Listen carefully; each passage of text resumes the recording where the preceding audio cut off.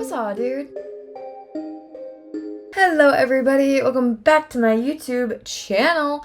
I don't really have anything to preface this video with, but I just do want to send out a trigger warning that this case does involve infant loss, so just be mindful of that. Today's case I actually found on TikTok. So we will have some TikToks to play throughout this video of just like security cam footage and stuff like that. So let's jump into it. Alexi Trevizo, 19 years old, from Artesia, New Mexico, went to the hospital on January 27th for back pain. The hospital staffs were the ones to break it to Alexi that she was, in fact, actually pregnant. So after hearing the news, she locked herself in the bathroom and refused to come out.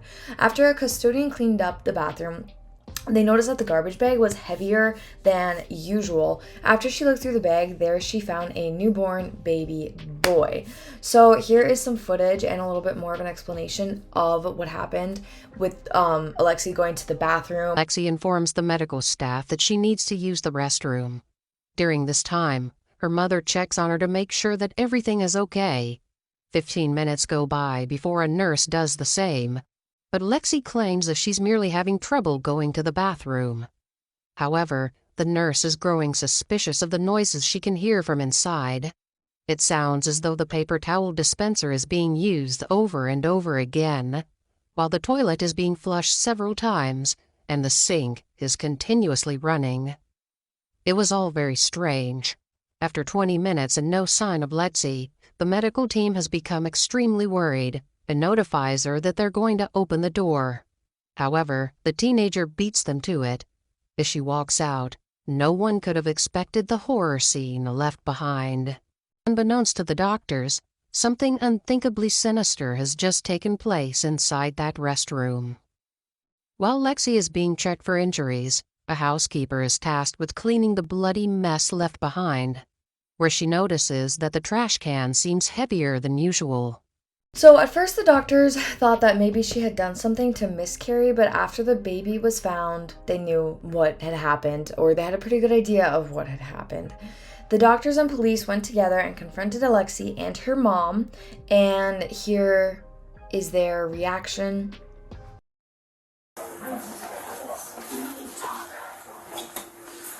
I'm sorry, there's we discovered a dead baby in the bathroom.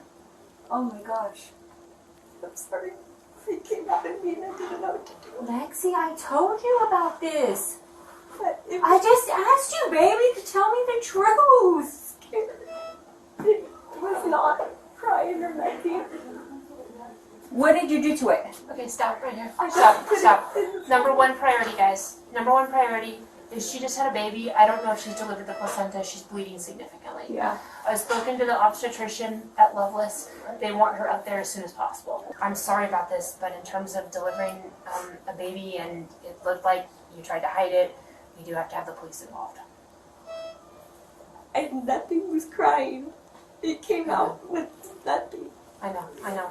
But the baby's gonna have to be taken for autopsy and there'll be an investigator and everything. I'm really sorry, guys. I'm sorry. How big is the baby? It's full term. What? Nothing, 9 months? nothing was crying. Lexi, have you watched the news of the girls that what they do to their babies and what they go to jail? Nothing was crying.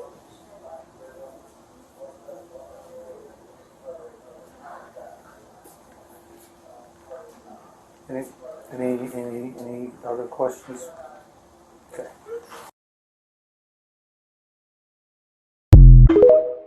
A criminal complaint was approved on May 10th, and she was formally arrested on May 11th and charged with first-degree murder. I understand that, Right. Detective Gonzalez. Right. What is she under arrest for? She has a warrant for arrest. Okay? For what? That's all I'm gonna tell you. Okay? What do you mean that's all you're going to tell me? She's over the age of 18. I understand that, but I have a right to know as well. And we'll tell you that, but we Okay, need then the let me know cooperation. now. We need the cooperation. Let me know now. I'm giving you the cooperation. I told you everything. Answer my question. What is she under arrest for? Like I said, Tell me. Homicide. Open count of homicide. And tampering with evidence. Tampering with evidence? Yes. At the hospital? What's your name? Alexi Alexi. Okay. What's the last 4 year social? She don't even know it. Alexia, do you know your date of birth? Yes. Okay. What is it? 11/25/03.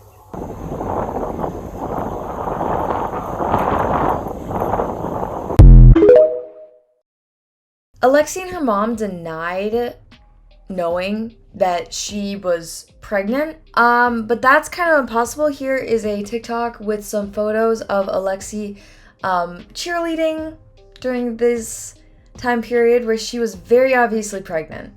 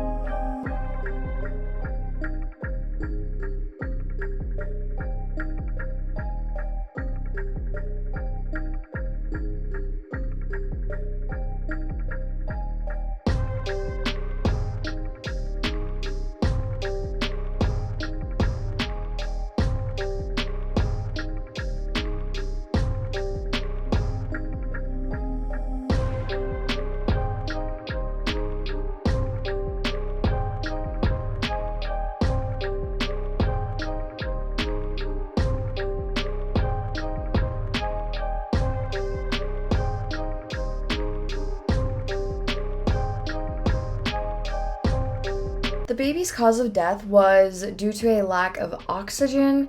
Even though Alexi claims that the baby wasn't crying, the autopsy concluded that the baby was born alive and had air in its lungs. So after she gave birth to the baby and claims that it wasn't breathing, she put it in the garbage can and then put another garbage can bag, like liner, over the baby. And so even though she claims that the baby wasn't crying, the autopsy reports show that the baby was born alive and it did have lungs full of air. So that pretty much rules out her claims as to what actually happened.